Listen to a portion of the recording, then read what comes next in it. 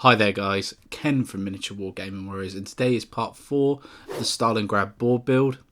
I'm going to be showing you how I make my terrain today in regards to painting it up, getting some textures involved, and taking a piece from just being a shell to an actual finished article. We're going to be focusing mainly on one piece of terrain today, but remember you can use all these different techniques on all your terrain throughout the whole board build. So sit back, relax and enjoy the video, and I'll see you at the end. If you haven't checked out parts 1 to 3, be sure to check those out first. They're at the top of the screen right now, then come back here afterwards.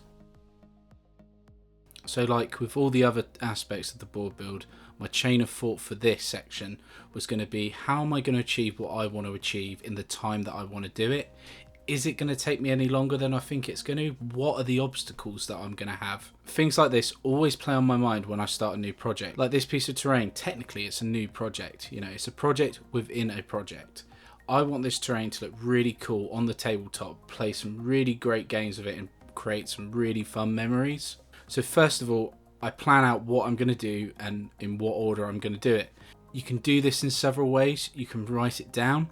You can also use Notepad on the PC or on your phone, whatever device you have to hand, whatever you want to do, whatever you find easier.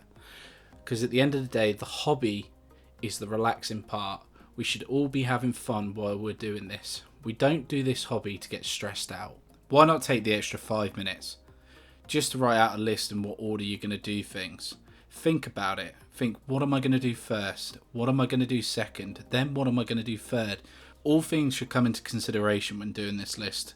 Like drying times, how long you actually have to do the hobby. So for instance, if you've only got a couple of hours, you want to plan your parts out maybe to only take a few hours at a time. Then to allow for some drying time to do the next part. All of this put together can make for a lot more enjoyable experience. On the PC screen to my right, I've got a list, a tick sheet of how many steps I'm going to do for this project, and each time I do one, it's really satisfying to mark it as complete.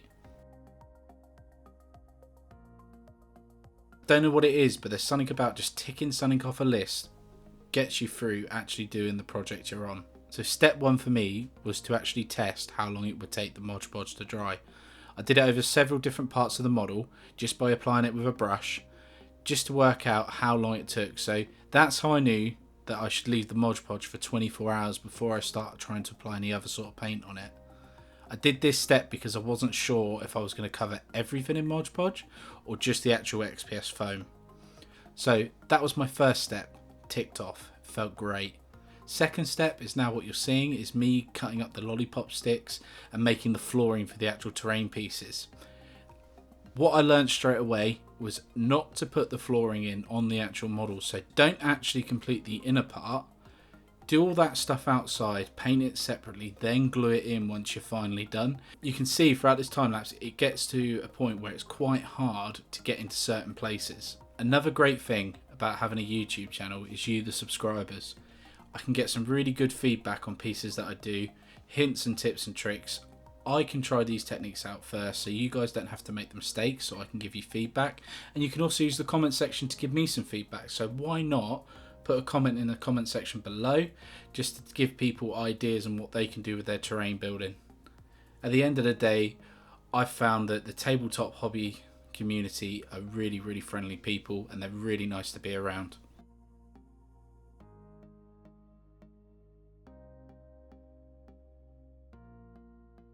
While we're on feedback, I'm trying something new with the camera angle being above. I don't know if it's going to work and I don't know if it looks right, but if you guys could put something in the comments below just to let me know if you like it or you don't, it'd be really helpful. And I'll let you enjoy this little bit of the time lapse and I shall see you at the next stage.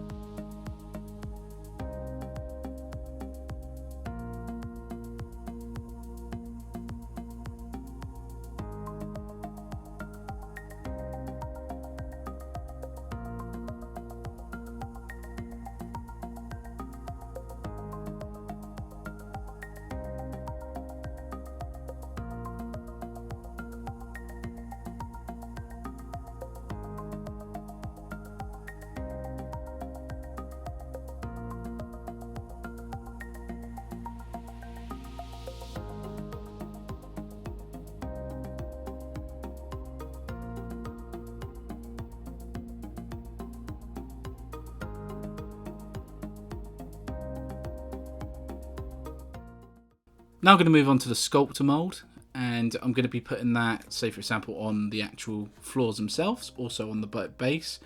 Want it to be derelict, so it won't build up at rubble and stuff like that, and this will just give it some height and some texture just to make it look nice. So I'm using a hot glue gun. It's a really good applicant for sticking stuff to foam, putting some foam down like I've done in previous board build episodes, just to allow the Sculptor Mold to adhere to something to give it a bit of height. So instead of it being flat, it then allows me to build up some rubble piles, and I think it makes the piece look nicer.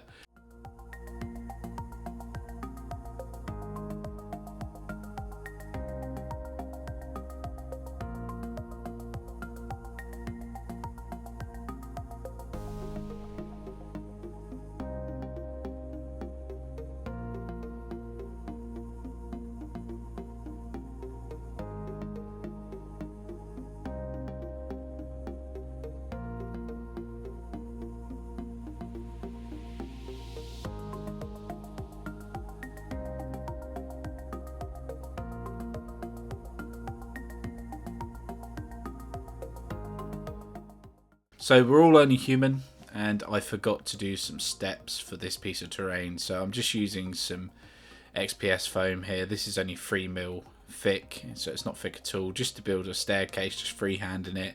I get one piece to the correct length that I like, and then I use that as a template to cut out the other pieces, and then same with the steps, really straightforward to do.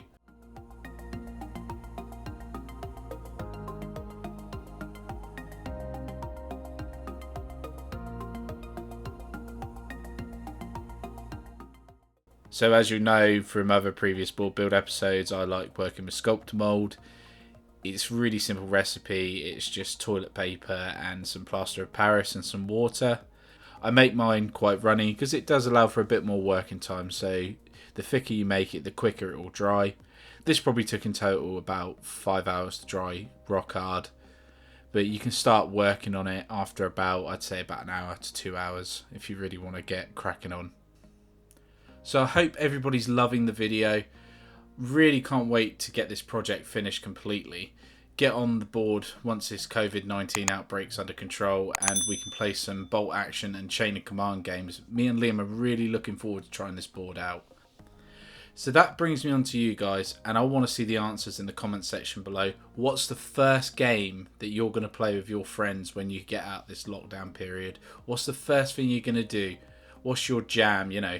What's the thing that you're going to love and you've missed so much and you can't wait to do wargaming wise? Stick those answers in the comments below.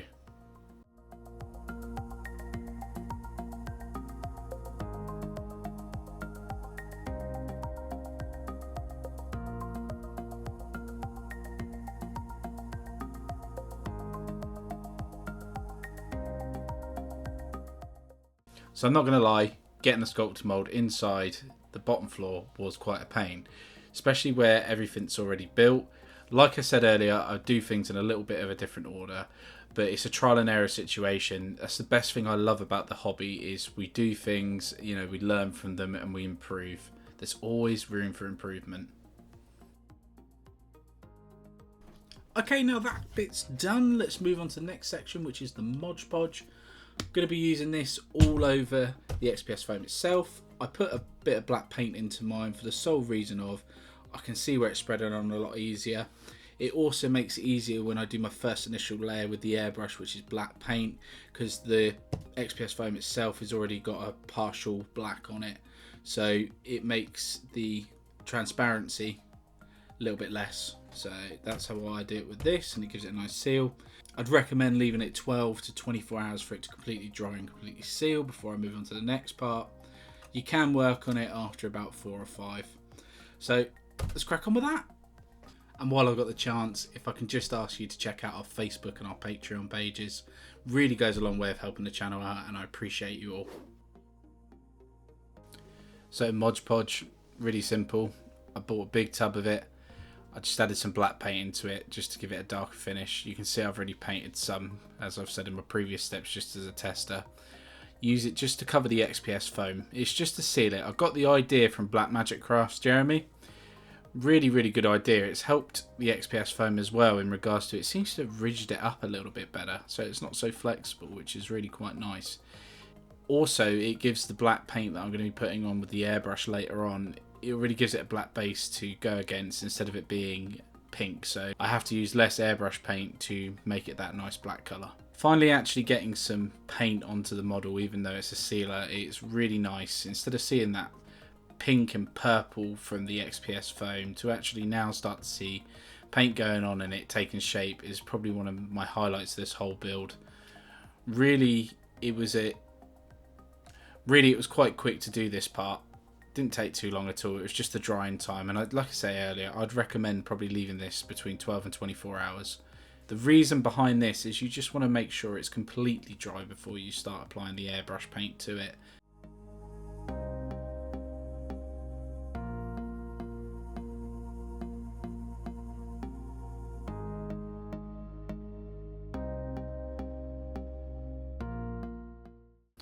I can already see some of Liam's Soviets or my Germans in this building occupying it, waiting for an artillery strike to come in, or a forward observer getting ready to cause an artillery mayhem, especially from the Russian point of view.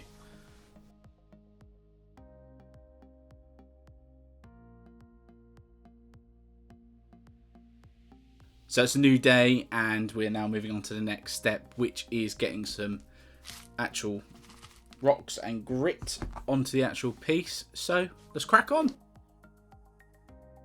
So now this is a really exciting part. I'm finally being able to put some grit onto the actual terrain itself. So I'm giving it some texture at last. So I'm using some of Luke APS's fast drying basing glue, just because it's quick drying PVA and I want to move on to being able to paint as soon as possible.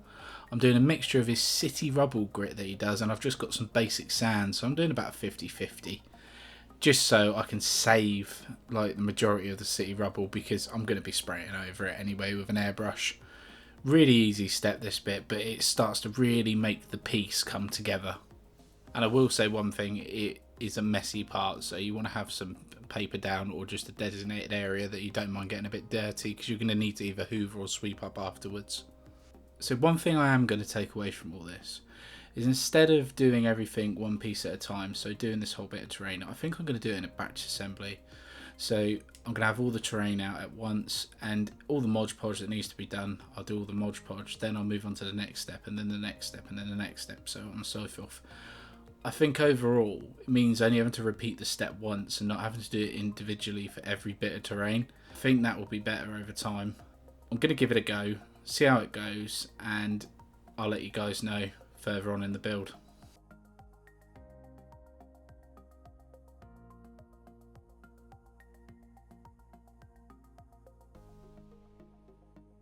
Okay then, now we can finally get some paint on with the airbrush. Really looking forward to doing this part. I'm going to predominantly be using greys and darker colours just to mix in with the board, and I will see you guys at the end.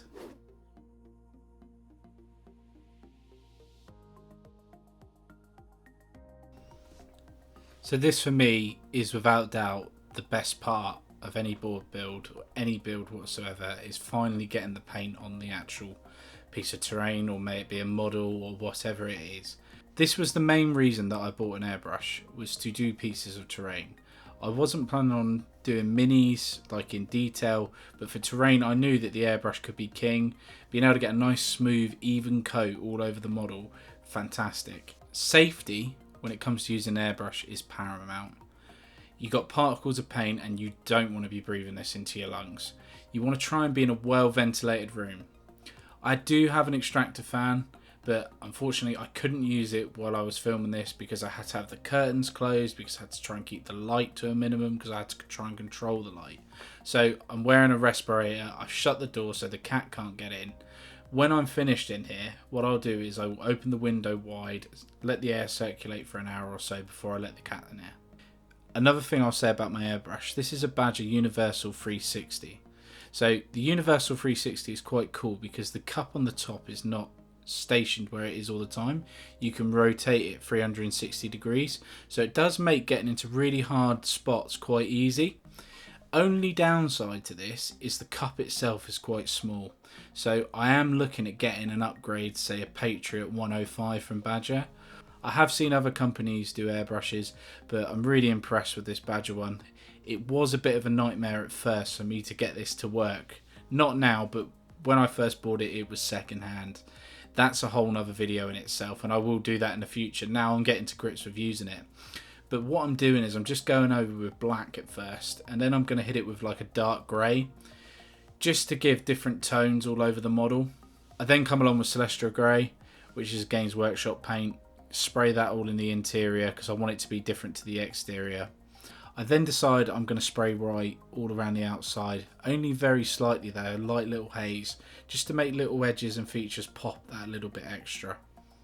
After I'm done with the airbrushing, I then just go in and paint anything that I want to paint. So like there's some bricks that I wanted to paint, so I painted those up, and then we're pretty much there. We're calling the miniature complete.